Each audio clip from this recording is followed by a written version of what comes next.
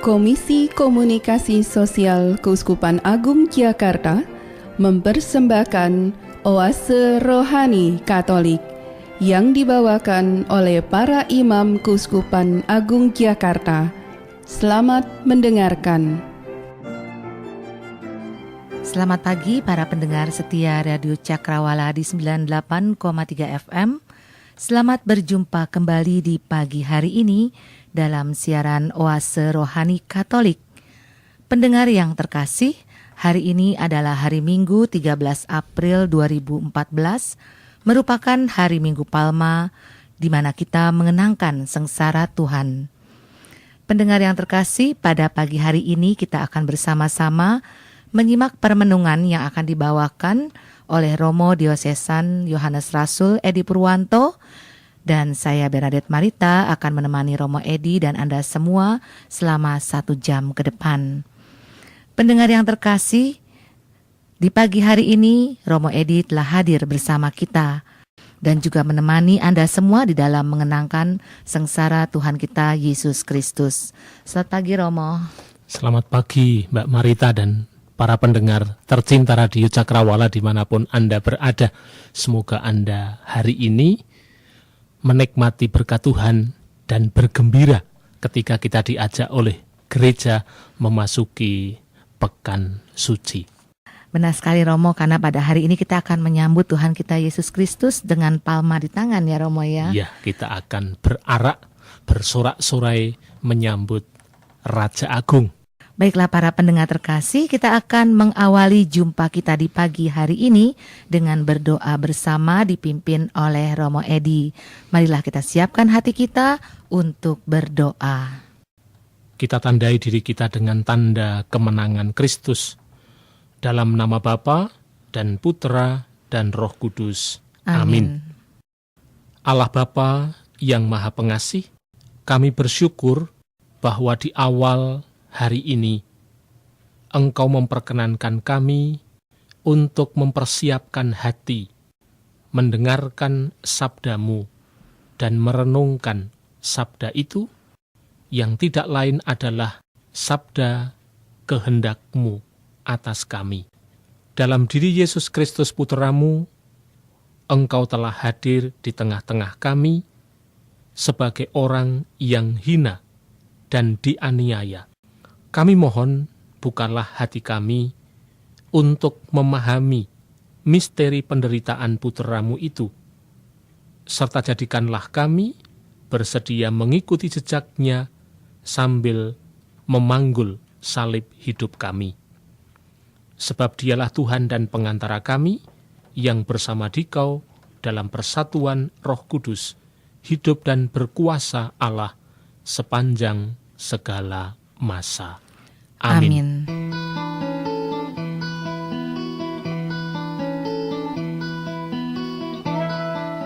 Perbincangan rohani Injil hari ini.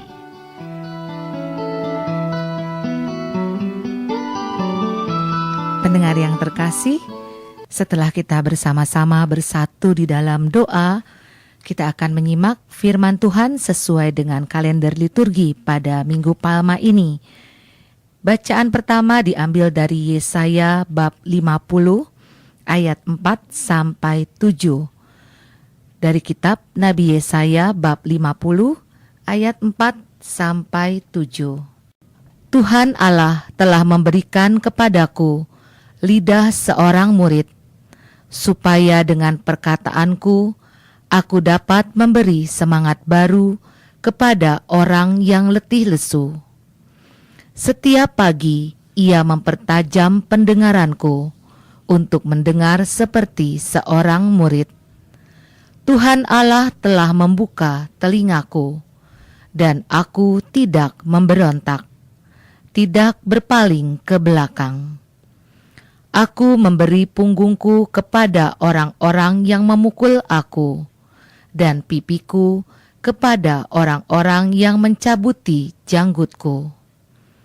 Aku tidak menyembunyikan mukaku ketika aku dinodai dan diludahi. Tetapi Tuhan Allah menolong aku. Sebab itu, aku tidak mendapat noda. Maka aku meneguhkan hatiku seperti teguhnya gunung batu, karena aku tahu bahwa aku tidak akan mendapat malu. Demikianlah sabda Tuhan. Syukur kepada Allah. Pendengar yang terkasih, setelah kita menyimak bacaan pertama, marilah kita simak Mazmur tanggapan. Allahku, ya Allahku, mengapa kau tinggalkan daku?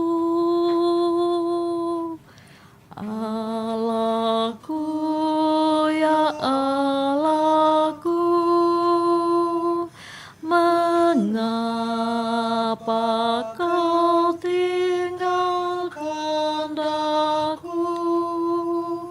Semua yang melihat aku mengolok-olok, mereka mencibirkan bibir dan menggelengkan kepala.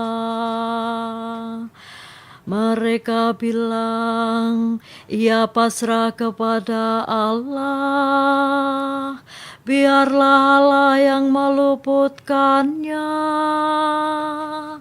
biarlah Allah melepaskannya. Bukankah Allah berkenan kepadanya? Allahku, ya Allahku, mengapa kau tinggalkan aku?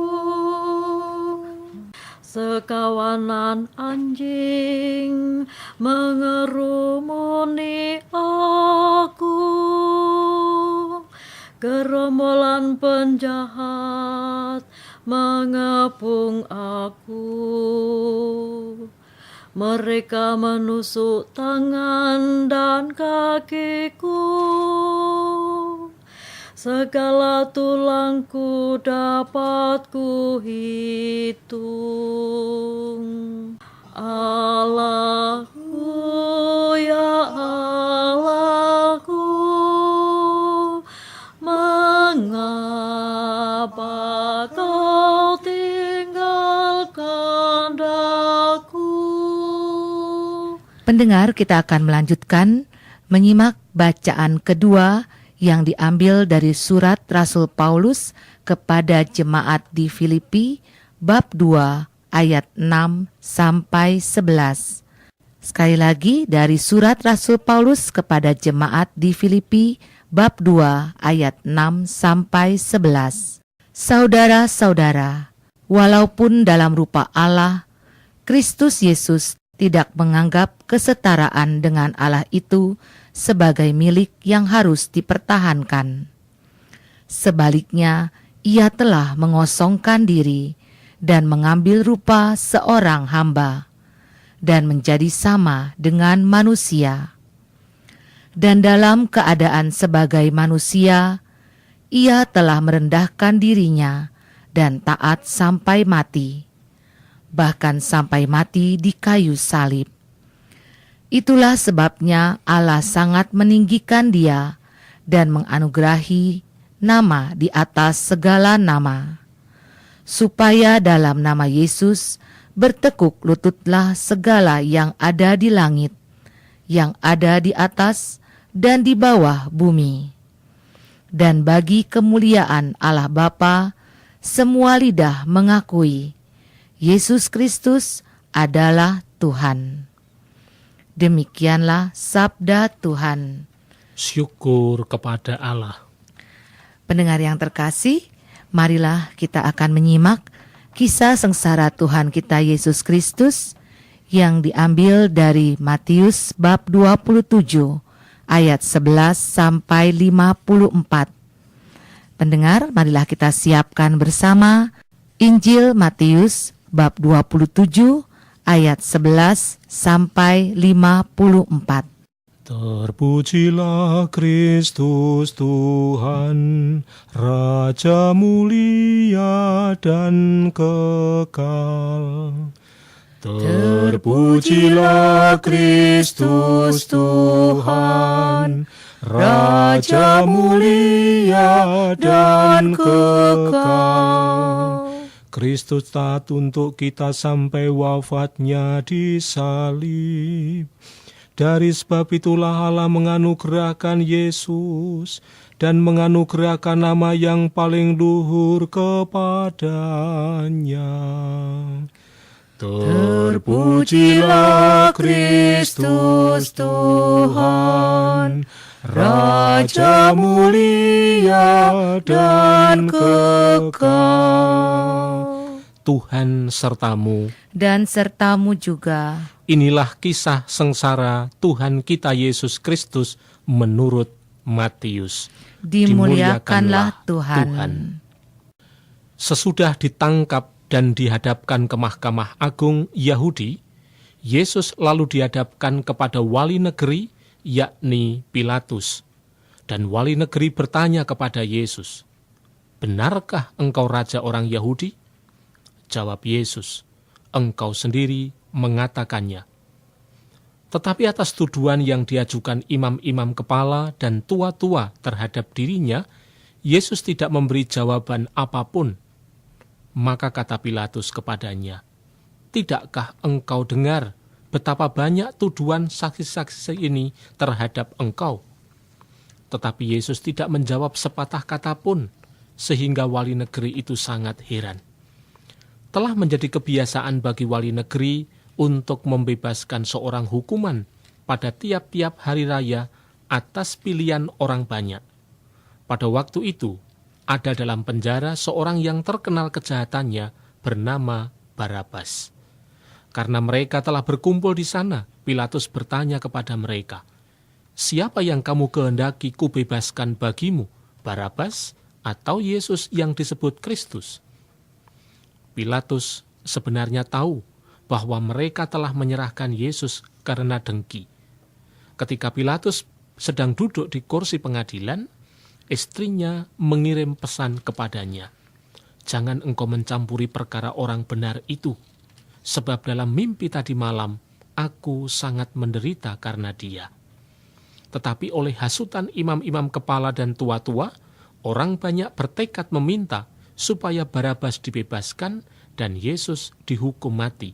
Wali negeri menjawab dan bertanya kepada mereka, "Siapa di antara kedua orang itu yang kamu kehendaki kubebaskan bagimu?" Kata mereka, "Barabas." Kata Pilatus kepada mereka, "Kalau begitu, apakah yang harus kuperbuat dengan Yesus yang juga disebut Kristus?" Mereka semua berseru, "Ia harus disalibkan." Ketika Pilatus melihat bahwa segala usaha akan sia-sia, malah sudah mulai timbul kekacauan, ia mengambil air dan membasuh tangannya di hadapan orang banyak seraya berkata, "Aku tidak bersalah terhadap darah orang ini. Itu urusan kamu sendiri." Dan seluruh rakyat itu menjawab, "Biarlah darahnya ditanggungkan atas kami dan atas anak-anak kami." Lalu Pilatus membebaskan Barabas dari mereka. Tetapi Yesus disesahnya, lalu diserahkannya juga untuk disalibkan. Serdadu-serdadu wali negeri membawa Yesus ke gedung pengadilan, lalu memanggil seluruh pasukan berkumpul sekeliling Yesus. Mereka menanggalkan pakaian Yesus dan mengenakan jubah ungu padanya. Mereka mengenyam sebuah mahkota duri dan menaruhnya di atas kepala Yesus, lalu memberi dia sebatang buluh di tangan kanannya. Kemudian mereka berlutut di hadapannya dan mengolok-olok dia, "Salam, hai Raja orang Yahudi." Mereka meludahinya, lalu mengambil buluh itu dan memukulkannya kepadanya. Sesudah mengolok-olok dia, mereka menanggalkan jubah itu daripadanya dan mengenakan kembali pakaiannya sendiri. Kemudian mereka membawa Yesus keluar untuk disalibkan. Ketika berjalan keluar kota, mereka berjumpa dengan seorang dari Kirene yang bernama Simon. Orang itu mereka paksa untuk memikul salib Yesus. Maka sampailah mereka di suatu tempat yang bernama Golgota artinya tempat tengkorak. Lalu mereka memberi Yesus minum anggur campur empedu. Setelah mengecapnya, Yesus tidak mau meminumnya. Sesudah menyalibkan Yesus, para serdadu membagi-bagi pakaian Yesus dengan membuang undi. Lalu mereka duduk di situ menjaga dia. Di atas kepala Yesus terpasang tulisan yang menyebut alasan mengapa ia dihukum. Inilah Yesus, Raja orang Yahudi. Bersama dengan Yesus disalibkan 2 orang penyamun, seorang di sebelah kanan dan seorang di sebelah kirinya. Orang-orang di sana yang lewat menghujat Yesus dan sambil menggelengkan kepala mereka berkata, "Hai engkau yang mau merobohkan bait suci dan mau membangunnya kembali dalam 3 hari, selamatkanlah dirimu. Jikalau engkau anak Allah, turunlah dari salib." Demikian juga imam-imam kepala bersama ahli Taurat dan tua-tua mengolok-olokkan Yesus dan berkata, "Orang lain ia selamatkan, tetapi dirinya sendiri tidak dapat ia selamatkan. Dia Raja Israel. Baiklah, ia turun dari salib, dan kami akan percaya kepadanya. Ia menaruh harapannya pada Allah. Biarlah Allah menyelamatkan dia, jikalau Allah berkenan kepadanya. Karena ia telah berkata, 'Aku adalah anak Allah.'" Bahkan penyamun-penyamun yang disalibkan bersama dengan Yesus mencelanya demikian juga. Mulai dari jam 12, kegelapan meliputi seluruh daerah itu sampai jam 3. Kira-kira jam 3 berserulah Yesus dengan suara nyaring, "Eli, Eli, lama sabachthani." Artinya, "Allahku, Allahku, mengapa engkau meninggalkan aku?" Mendengar itu, beberapa orang yang berdiri di situ berkata, "Ia memanggil Elia." Dan segera mendekatlah seorang dari mereka. Ia mengambil bunga karang, mencelupkannya ke dalam anggur asam, lalu mencucukkannya pada sebatang buluh dan memberi Yesus minum. Tetapi orang-orang lain berkata, "Jangan, baiklah kita lihat, apakah Elia datang untuk menyelamatkan dia." Yesus berseru pula dengan suara nyaring, lalu menyerahkan nyawanya. Kita hening sejenak, kita merenungkan Yesus yang wafat untuk kita. Dan lihatlah, tabir bait suci terbelah 2 dari atas sampai ke bawah. Dan terjadilah gempa bumi, bukit-bukit batu terbelah, dan kubur-kubur terbuka, dan banyak orang kudus yang telah meninggal bangkit. Dan sesudah kebangkitan Yesus, mereka pun keluar dari kubur, lalu masuk ke kota kudus, dan menempatkan diri kepada banyak orang. Ketika menyaksikan gempa bumi dan apa yang telah terjadi, kepala pasukan dan prajurit-prajurit yang menjaga Yesus lalu berkata, "Sungguh, orang ini adalah anak Allah." Demikianlah Injil Tuhan. Terpujilah Kristus. Para pendengar setia, setelah kita bersama-sama menyimak firman Tuhan di pagi hari ini, di hari Minggu Palma, dan mengenangkan kisah sengsara Yesus Kristus yang telah dibacakan oleh Romo Edi, marilah kita bersama-sama menyimak permenungan dari Romo Edi tentang kisah sengsara Yesus ataupun makna dari Minggu Palma pada pagi hari ini. Bagaimana Romo, dari firman-firman Tuhan yang kita simak pagi hari ini, kabar sukacita apakah yang ingin disampaikan kepada kita semua, Romo? Mbak Marita dan para pendengar yang terkasih, sebelum saya mengomentari bagian-bagian dari bacaan, baik pertama, kedua, maupun kisah sengsara versi pendek menurut Injil Matius pada pagi hari ini, baik kiranya kalau kita melihat bahwa sabda-sabda tersebut ada di dalam sebuah konteks perayaan penyelamatan yang merupakan perayaan puncak liturgi gereja, yaitu dalam rangka Pekan Suci. Nah, Pekan Suci sendiri merupakan saat di mana gereja merayakan misteri penyelamatan yang diwujudkan oleh Tuhan Yesus Kristus pada hari-hari terakhir hidupnya sejak ia sebagai Mesias atau yang terurapi memasuki kota Yerusalem. Dan peristiwanya sendiri kita kenal terjadi pada hari Minggu Palma, di mana hari Minggu ini, saat ini, kita diajak oleh gereja untuk mengenangkan peristiwa Kristus Tuhan memasuki kota Yerusalem untuk menggenapi misteri Paskahnya. Dan biasanya dalam perayaan Minggu Palma itu ada kemungkinan perarakan meriah. Biasanya juga kalau tidak sempat perarakan meriah, lalu toh bisa dilaksanakan upacara masuk gereja dengan meriah, atau yang paling biasa dipilih untuk ekaristi-ekaristi yang waktunya pendek, lalu dengan upacara sederhana. Itu yang biasa dilakukan di paroki-paroki. Selain upacara perarakan atau liturgi sederhana atau upacara meriah seperti itu, lalu ekaristi sendiri terbagi dalam dua bagian utama, yakni yang disebut liturgi sabda. Dan liturgi sabda ini selain bacaan pertama dan kedua, yang untuk tahun liturgi A, B maupun C sama saja, dari Yesaya dan juga dari Filipi, tetapi kemudian Injilnya diganti dengan Injil atau dengan kisah sengsara. Nah, kisah sengsara itu di tahun A kita ambil dari Matius, tahun B diambil dari Markus, tahun C diambil dari Lukas. Itu yang memang menjadi bagian liturgi sabda kita. Sedangkan berikutnya tentu liturgi ekaristi seperti biasa.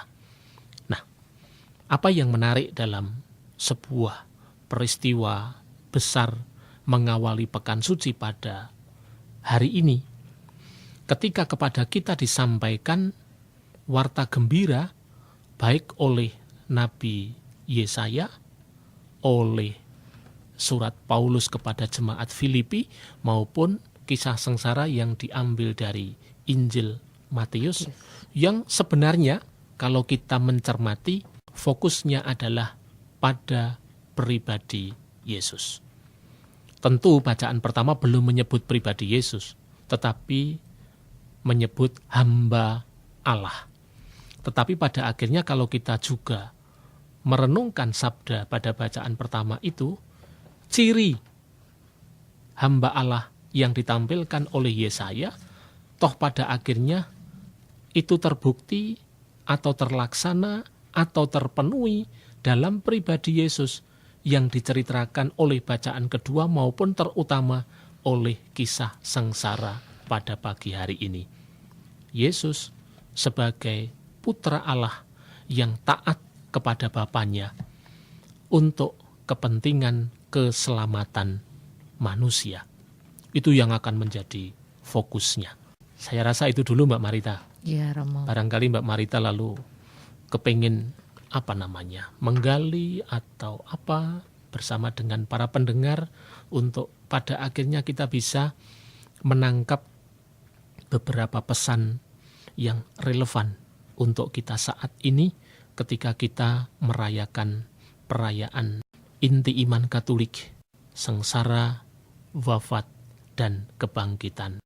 Ya, Romo, pada Minggu Palma ini Yesus disambut di gerbang Yerusalem, Romo.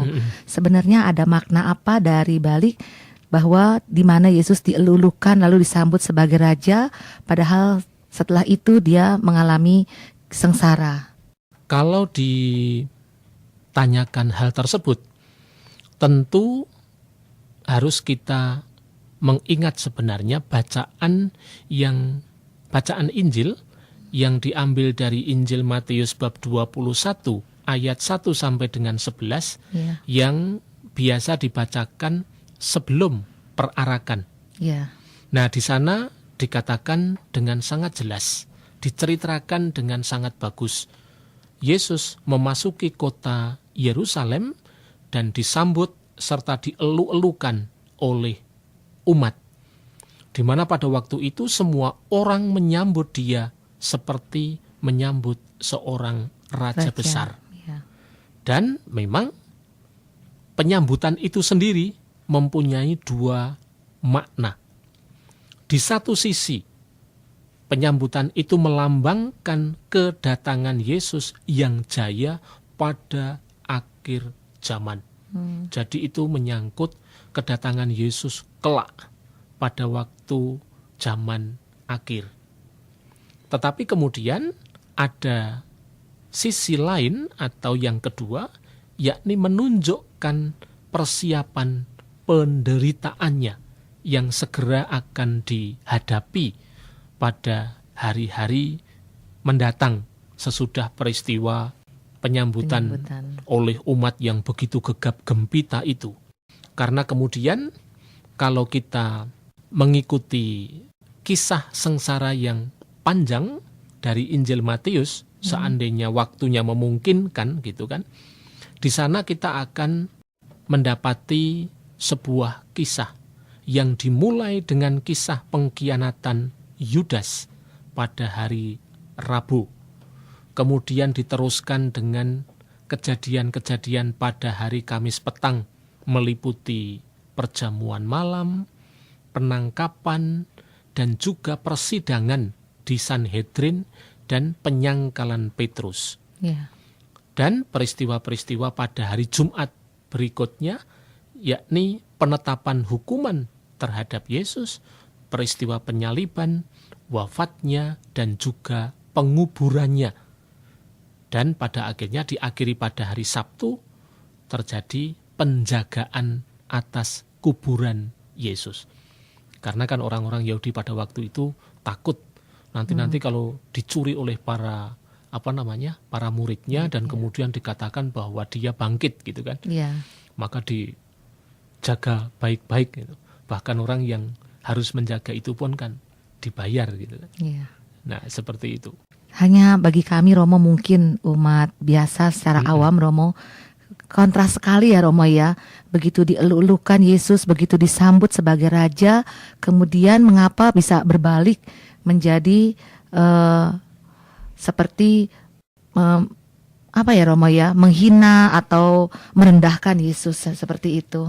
Nah, nanti tinggal cara kita memandang. Apakah kita lebih memandang pada perubahan sontak atau perubahan yang begitu cepat dalam diri orang-orang yang mengelu-elukan semula, dan tiba-tiba mereka kemudian mengatakan salibkan dia, atau lebih kita mau melihat pada pribadi Yesus. Mengapa dia disambut dengan meriah di kota kediaman yang maha kuasa, yaitu Yerusalem, tetapi tiba-tiba dia membiarkan diri ditolak oleh para pemimpin dan tua-tua di situ. Logikanya gitu kan, menurut akal sehat kita, Romo, Yesus itu kan punya masa gitu kan. Ya, betul. Kalau dia mau membela diri, kemudian mau mengerahkan massa yang semula mengarak dia itu untuk melawan para pimpinan Yahudi dan tua-tua Yahudi itu, dia kan bisa. Ya, betul. Tetapi tidak demikian yang diceritakan oleh penginjil. Justru Yesus dalam kisah sengsara Matius ini menampakkan kehadiran seorang raja yang lemah lembut tetapi penuh wibawa walaupun harus menghadapi kesengsaraan. Nah, itu nanti menjadi penting pesan seperti itu. Ya. Kelemah lembutan Yesus, namun tetap dalam kewibawaan penuh sebagai anak Allah. Nah, dari situ kemudian mau dipesankan apa? Dan rupa-rupanya ini mau ditegaskan atau mau menegaskan apa yang dinubuatkan oleh Yesaya dalam bacaan pertama. Hamba Yahweh yang kendati disiksa dan segala macam, dia tidak mundur, dia tidak memalingkan wajahnya dan seterusnya. Tapi mungkin nanti itu pada segmen kedua, Iya, betul, supaya Romo. lalu kita masih bisa memperdalam lagi. Benar, Romo. Saya juga penasaran, Romo, dan ingin menyimak permenungan untuk memperdalam kisah sengsara ini. Baiklah para pendengar yang terkasih, kita hentikan dahulu perbincangan kita di bagian pertama ini. Kita resapkan dan nanti kita akan menyimak kembali makna dari pribadi Yesus sendiri, arti dari Yesus sendiri bagi kita manusia di bagian kedua bersama Romo Edi Purwanto. Marilah kita sekarang siapkan hati kita untuk berdoa malaikat Tuhan.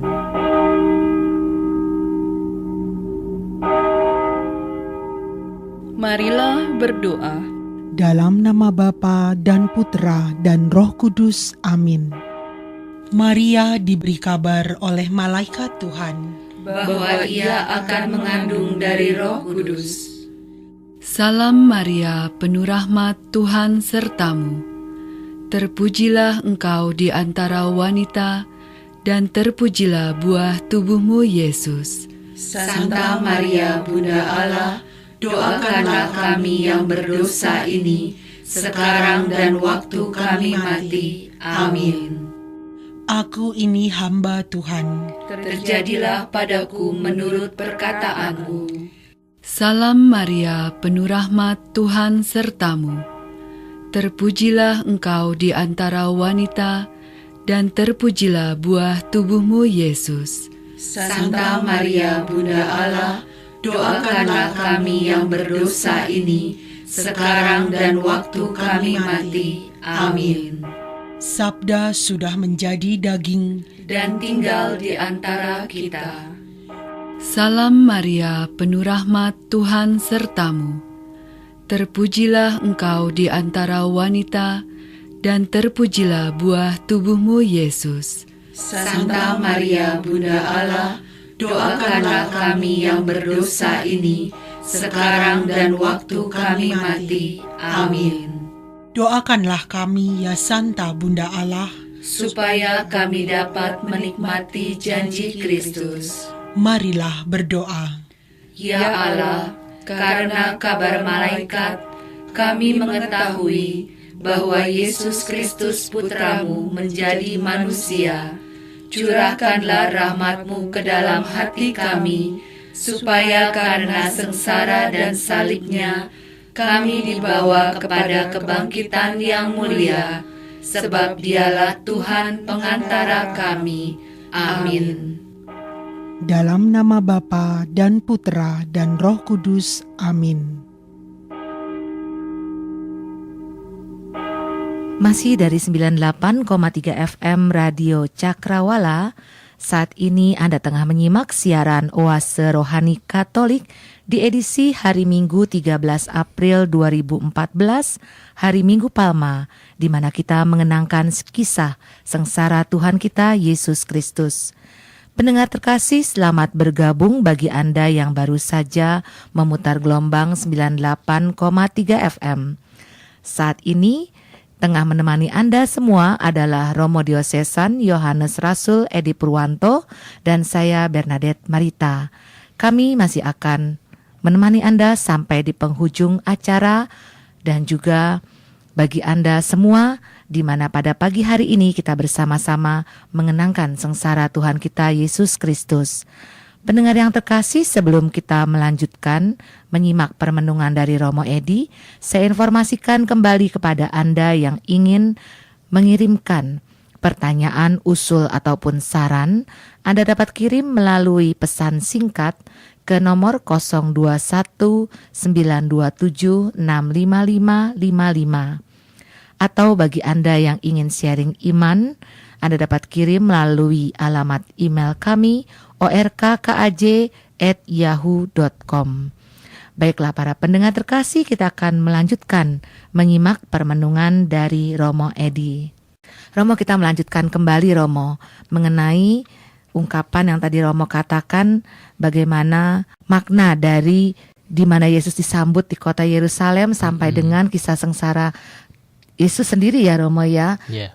Di mana Romo mengatakan tadi bahwa tinggal kita melihat di mana ada dua makna yang bisa kita lihat dari penyambutan Yesus itu sendiri yang secara kontras dari yang mengeluh-elukan Yesus sampai mengapa kok menghina Yesus atau menyalibkan dia, seru-seruan tersebut.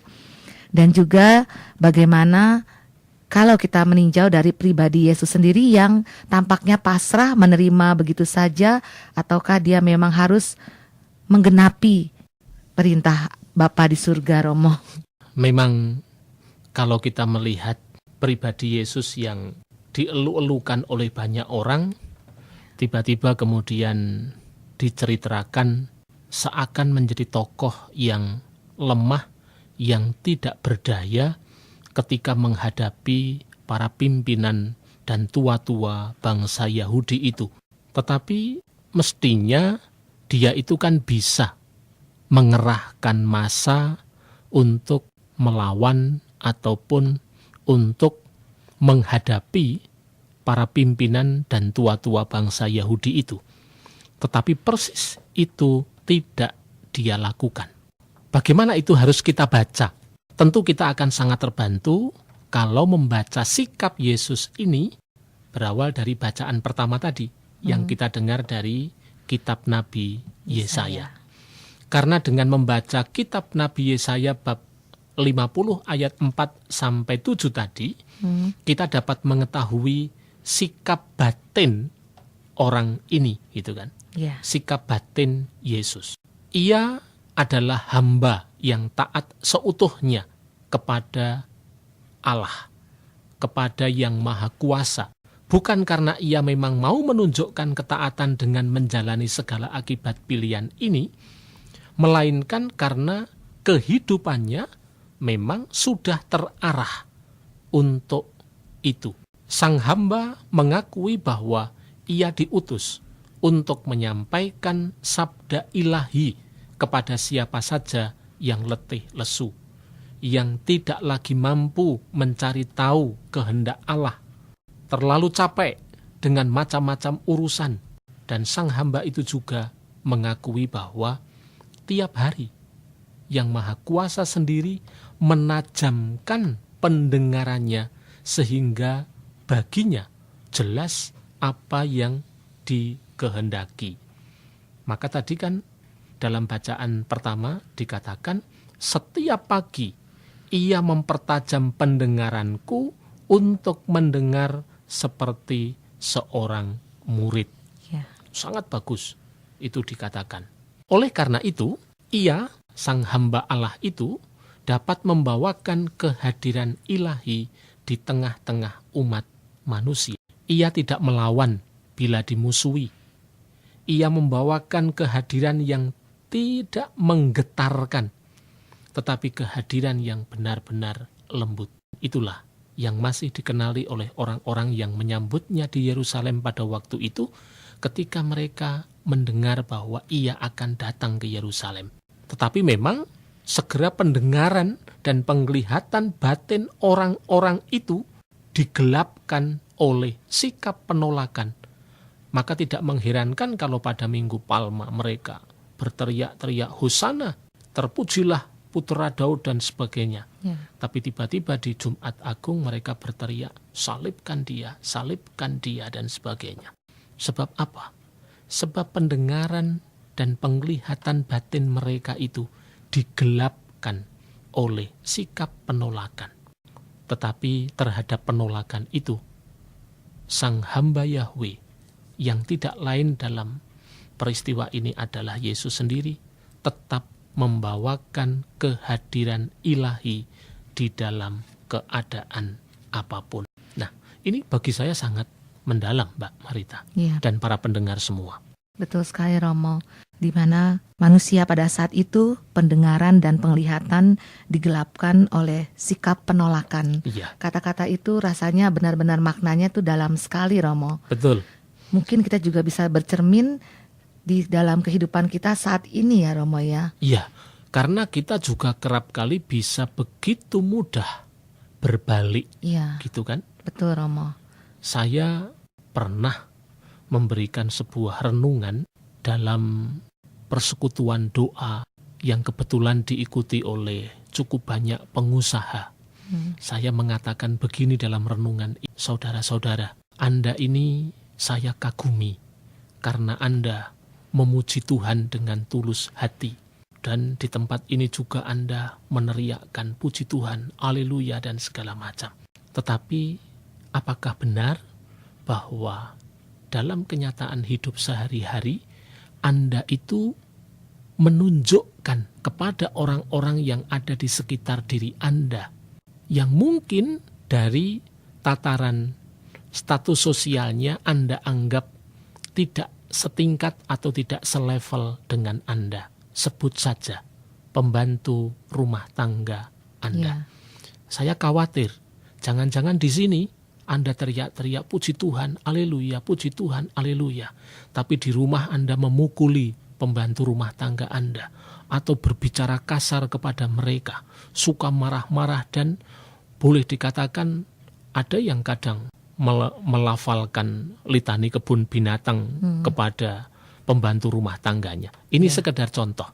Betapa bisa orang itu tergelapkan oleh kepentingan dirinya walaupun baru saja dia menyebut nama Allah. Maka Yesus pernah mengatakan dengan tegas, bukan orang yang menyebut aku Tuhan, Tuhan yang akan masuk ke dalam kerajaan surga, tetapi yang menjadi pendengar dan pelaksana sabda, itulah yang akan masuk ke dalam kerajaan surga. Mungkin agak jauh dari ini ya, tapi saya rasa ini sekedar contoh dan juga mengingatkan kepada apa yang memang juga dikatakan oleh Tuhan Yesus sendiri. Memang dalam kenyataannya seperti itu, Romo. Kadang-kadang kita sebagai manusia begitu mudah berbalik dengan sikap penolakan karena keegoisan kita sendiri ya, Romo ya. Iya, itulah. Ya, baik Romo, melanjutkan tentang kisah sengsara Tuhan kita Yesus Kristus. Bagaimana tentang pribadi Tuhan Yesus Kristus sendiri yang bisa menjadi teladan bagi kita, Romo, dalam kehidupan kita sekarang ini. Nah, yang bagi saya sangat menarik adalah tentang kearifan dan kuasa tetapi yang ditampilkan dalam kelemah lembutan oleh Tuhan Yesus. Nah, dikatakan kan dalam kitab Nabi Sakaria atau Nubuat Sakaria bab 9 ayat 9. Bunyinya seperti ini. Katakanlah kepada Putri Sion. Siapa sih Putri Sion itu? Putri Sion adalah Yerusalem beserta penghuninya. Lihat, rajamu datang kepadamu. Ia lemah lembut dan mengendarai seekor keledai betina dan seekor keledai beban yang muda. Dan itu kan yang dilakukan Yesus pada saat Yesus dielu-elukan oleh banyak orang. Dia memilih mengendarai seekor keledai tunggangan atau seekor keledai beban. Bukan biasa. Keledai itu adalah binatang yang memang tidak mudah dikendalikan. Maka di sana juga tidak pernah menjadi tunggangan orang, tetapi keledai itu hanya menjadi binatang beban saja untuk membawa barang-barang dan sebagainya. Itu alasannya mengapa tidak pernah dijadikan istilahnya kendaraan tunggangan, karena memang binatang itu cukup liar gitu. Nah, tetapi kalau kita melihat Yesus mampu menguasai binatang liar itu tanpa diarahkan oleh orang lain. Betul. Itu pertanda beliau punya kuasa yang mampu mengarahkan keliaran manusia kepada jalan yang benar. Ini yang mau disampaikan sebagai sebuah pesan sederhana tetapi mendalam dari salah satu segi, yakni kendaraan yang dia pakai, yaitu keledai. Dan dia tampil dengan wibawa seorang raja, tetapi dengan sangat lemah lembut, karena dia tampil sebagai utusan Tuhan yang lemah lembut.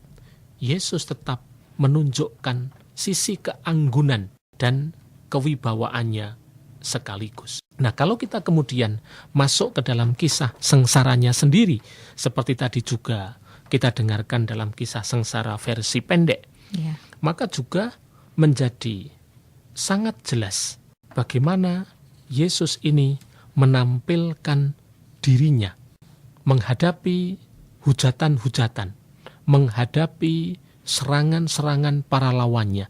Dia bahkan tidak perlu menanggapi secara frontal. Maka tadi di awal kisah sengsara pun ketika wali negeri bertanya kepada Yesus, benarkah engkau raja orang Yahudi? Jawab Yesus, engkau sendiri mengatakannya. Ya, Ya toh? betul. Sangat bagus. Dan kemudian dikatakan, tetapi atas tuduhan yang diajukan imam-imam kepala dan tua-tua terhadap dirinya, Yesus tidak memberi jawaban apapun.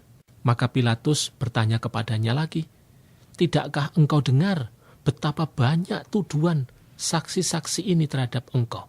Tetapi dikatakan bahwa Yesus tidak menjawab sepatah kata pun, yang membuat wali negeri itu menjadi heran. Karena bagi Yesus tidak relevan menanggapi sikap orang-orang yang memang sudah dibutakan oleh penolakan, ketidakmauan untuk menerima dia sebagai utusan Allah. Ngapain mesti harus ditanggapi, gitu kan? Yesus tidak mau konfrontasi dengan mereka. Karena bagi Yesus tidak ada artinya semuanya itu. Nah, kalau kita geser ke sikap kita kadang, kita itu kan sedikit saja disinggung gitu, langsung meledak gitu kan. Sedikit saja di istilahnya diolok gitu, langsung marah, kita bukan main kan. Padahal mestinya sudahlah. Karena apa? Kalau kita diolok kemudian kita menanggapi marah, kita dikatakan satu kata kemudian kita justru mengeluarkan 5-7 kata, itu bukan menunjukkan sikap wibawa, tetapi justru itu menunjukkan kebodohan gitu kan. Nah, Yesus tidak mau bersikap bodoh di hadapan orang-orang itu gitu. Ya, apapun yang dikatakan oleh orang-orang, kalau apapun yang kita jawab ya Romo ya, kalau itu sudah terjadi penolakan, maka sikap dari orang-orang tersebut juga hanya Romo ya, sifatnya hanya untuk seperti buang-buang waktu dan tidak ada maknanya sama sekali ya Romo. Iya, buang-buang energi, buang-buang tenaga, betul. Kemudian buang-buang konsentrasi dan sebagainya yang tidak memberi makna, tidak memberi nilai apa-apa bagi hidup kita gitu kan. Tidak menambah sesuatu dalam diri kita, tidak justru menjadikan kita lebih baik, tidak justru menjadikan kita lebih maju sebagai seorang pribadi, dan tidak justru menampakkan diri kita sebagai orang yang berkualitas, tetapi sebenarnya malah justru sebaliknya, menunjukkan betapa kita ini picik, betapa kita ini mudah terhasut dan sebagainya. Saya kok merasa contoh yang dihadirkan oleh pribadi Yesus ini menjadi contoh yang konkret. Bagaimana kita mesti menghadapi berbagai macam bentuk serangan yang kadangkala tidak masuk akal dan sebagainya dalam kehidupan kita. Maka saya itu kadang, kalau misalnya ya Mbak Marita ya, kita sedikit berbelok gitu dalam kondisi seperti sekarang ini. Saya tertarik dengan seorang tokoh kita, Pak Jokowi itu. Oh iya. Pak Jokowi itu kan kalau misalnya diserang dari sana sini, beliau ya menanggapinya dengan sangat santai. Kenapa Bapak tidak marah? Tidak menanggapi dan segala macam. Dia jawabnya ya, ngapain saya mesti harus nanggapi? Kalau saya nanggapi nanti malah justru saya ikut gila. Iya ya Romo ya, malah memperkeruh lagi suasana dengan santainya. Ini contoh yang bagi saya memang, dan bagi kita di depan mata kita kan. Betul. Orang Jakarta gitu kan. Iya. Di mana kebanyakan pendengar ORK ini sendiri kan juga orang yang ada di Jakarta ini gitu kan. Betul Romo. Benar-benar patut diteladani dan patut kita contoh sikap yang seperti itu ya Romo ya, di mana kita seringkali malah mengumbar emosi kita, baru ada sesuatu yang menyinggung hati kita sedikit, kita langsung meledak. Ya. Betul, dan itu akan hanya memperkeruh suasana dan justru tidak membantu terciptanya iklim persaudaraan ataupun kebersamaan yang sangat kita butuhkan di hari-hari seperti sekarang ini gitu kan. Di mana praktis pada hari kemarin, beberapa hari lalu kita baru saja menjalankan pemilu legislatif. Iya. Dan kita masih punya rentetan panjang untuk mempersiapkan pemilu presiden nanti tanggal 9 Juli. Lalu juga masih penentuan hasil dan segala macam sampai pada akhirnya entah pelantikan DPR ataupun DPRD, DPD dan juga pelantikan presiden dan wakil presiden yang baru nanti. Ini kan memang saat-saat di mana kita sebenarnya sedang membutuhkan semua orang itu kalau bisa ayo mengendap gitu kan. Iya. Supaya istilah Jawanya itu menep, tidak justru keruh tetapi mengendap. Dan kalau ini tercipta, saya merasa bahwa kehidupan sebagai bangsa, sebagai masyarakat itu toh juga akan menjadi sangat-sangat bagus mendukung cita-cita kita bersama. Ya, setuju. Iya, Romo. memang agak aneh ya. Iya. Tiba-tiba kita ngomong politik gitu kan. Tetapi ya memang Yesus sendiri dalam kisah sengsara ini harus berhadapan dengan hal-hal yang menurut saya oleh para tua-tua Yahudi maupun pimpinan-pimpinan Yahudi dipolitisir gitu kan. Ya. Untuk kepentingan kekuasaan mereka. Yesus itu ibaratnya menjadi kambing hitam gitu kan. Dikambing hitamkan untuk istilahnya melanggengkan kekuasaan pimpinan-pimpinan Yahudi dan pemuka-pemuka umat ini. Iya. Dan itu persis meminjam tangan penguasa asing yaitu Roma dengan gubernur yang memimpin di daerah itu waktu itu Pilatus. Seperti itu. Iya. Maka kalau kita melihat juga bagaimana Pilatus akhirnya cuci tangan, gitu kan? Betul, Romo. Saya tidak mau kena darah orang ini. Lalu mereka mengatakan biarkan itu tanggungan kepada kami dan anak-anak cucu kami. Woi, nantang juga mereka rupa-rupanya, gitu Betul. kan? Nah, ini kan sesuatu yang dipolitisir yang pada akhirnya harus mengorbankan orang yang tidak berdosa. Dan itu yang kerap terjadi memang. Ya. Orang-orang yang tidak berdosa menjadi tumbal rakyat yang seharusnya menjadi perhatian utama para pemimpin. Justru dikesampingkan. Di antara mereka sendiri justru saling bertempur, saling berperang untuk melanggengkan entah kedudukan, entah kepentingan atau apapun. Ya, tanpa memikirkan orang banyak ya, Romo. Iya, Ya. dan orang banyak itu adalah rakyat yang seharusnya menjadi perhatian utama siapapun yang berniat menjadi pemimpin ataupun yang dipercaya oleh rakyat untuk menjalankan amanah kepemimpinan itu kan.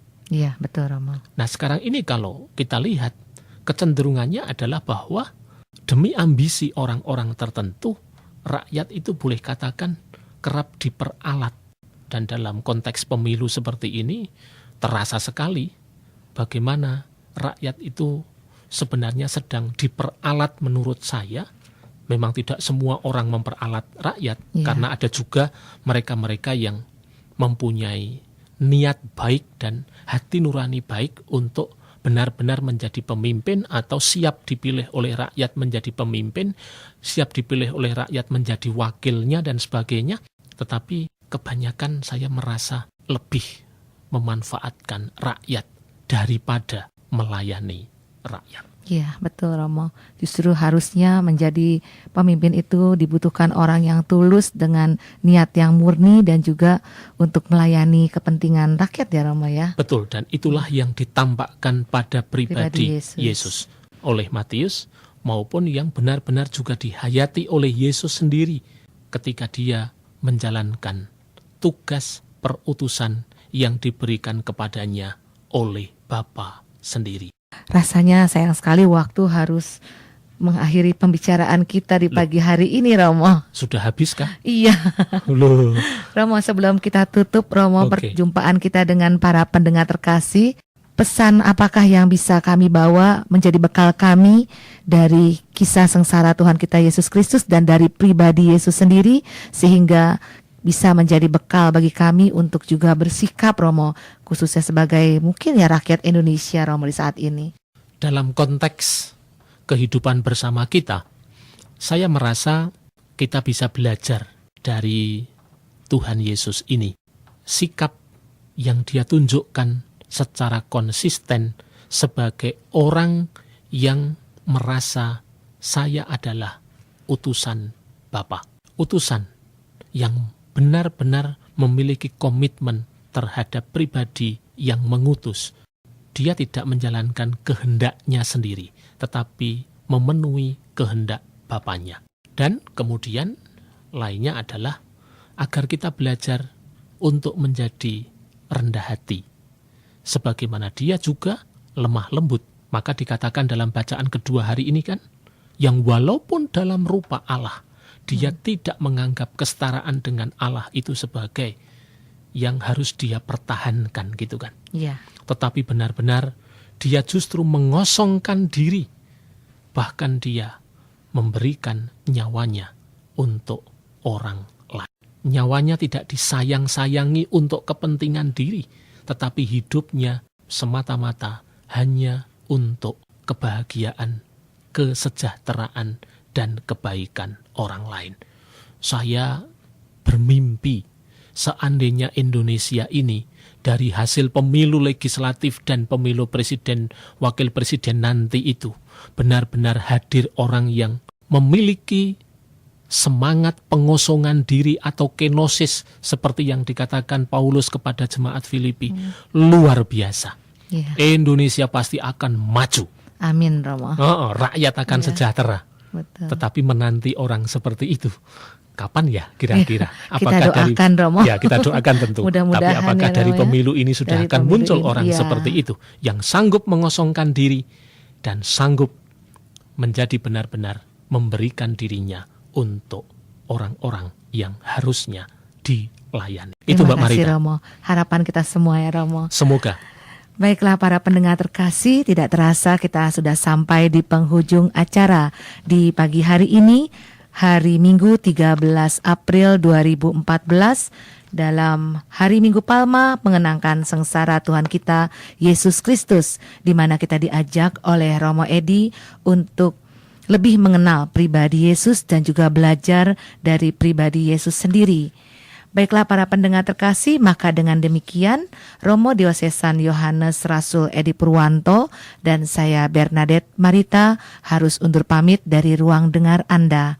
Kami mengucapkan selamat pagi, selamat merayakan hari Minggu Palma bersama keluarga dengan tetap bersemangat dan tersenyum. Kita akan tutup perjumpaan kita dengan doa dan juga mendapatkan berkat Tuhan melalui Romo Edi. Allah Bapa yang Maha Rahim, dengan gembira kami telah menerima putra-Mu di tengah-tengah kami sebagai santapan rohani bagi kami. Kami mohon, kuatkanlah kami di dalam memanggul salib hidup kami masing-masing dan terus mengikuti jejaknya, menempuh jalan penderitaan menuju kepada kebangkitan yang mulia. Sebab dialah Tuhan dan pengantara kami yang hidup dan berkuasa sepanjang segala masa. Amin. Amin. Tuhan beserta kita sekarang dan selama-lamanya. Semoga kita semua yang pada pagi hari ini mendengarkan dengan setia permenungan sabda Tuhan, siap menjadi pelaksana sabda itu dalam kehidupan kita, dan semoga kita semua yang segera memasuki pekan suci, pekan sengsara, wafat dan kebangkitan Yesus ini diberkati oleh Allah yang Maha Kuasa, Bapa dan Putra dan Roh Kudus. Amin. Amin. Demikianlah oase rohani Katolik yang dipersembahkan oleh Komisi Komunikasi Sosial Keuskupan Agung Jakarta yang dibawakan oleh para imam Keuskupan Agung Jakarta. Tuhan memberkati.